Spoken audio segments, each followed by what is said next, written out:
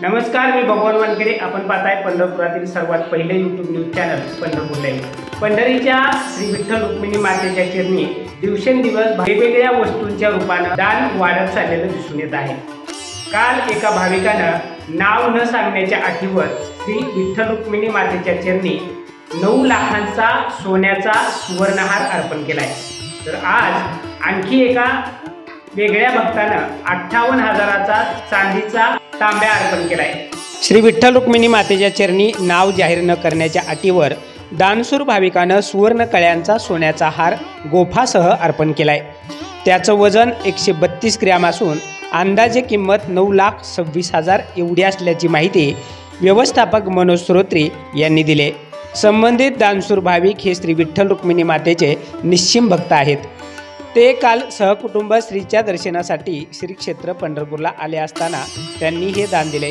याशिवाय त्यांनी मंदिर समितीच्या श्री संत तुकाराम भवन येथील अन्नक्षेत्रामध्ये अन्नदान देखील केले।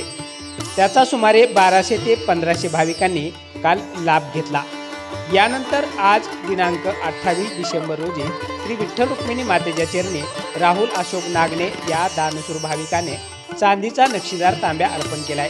त्याचं वजन 768 ग्रॅम एवढं असून अंदाजे किंमत 58,000 एवढी होते। संबंधित दानशूर भाविक हे श्री विठ्ठल रुक्मिणी मातेचे निश्चिम भक्त तसेच श्री क्षेत्र पंढरपूर येथील रहिवासी आहेत। याशिवाय त्यांनी 51,000 इतकी देणगी देखील दिली। त्याबद्दल त्यांचा मंदिर समितीच्या वतीनं मंदिर समितीचे व्यवस्थापक मनोज श्रोत्री यांनी उपरनेव श्रींची प्रतिमा देऊन यथोचित सन्मान केलाय।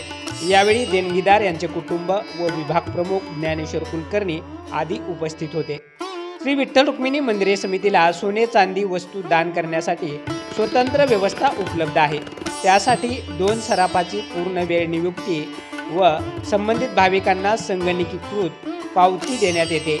तसेच इतर स्वरूपात देखील दान देण्यासाठी विविध प्रकारच्या योजना असून इच्छुक भाविकांनी मंदिर समितीच्या कार्यालयात समक्ष भेट द्यावी, अन्यथा दूरध्वनीद्वारे संपर्क करावा, असं आवाहन यावेळी व्यवस्थापक मनोज श्रोत्री यांनी केले।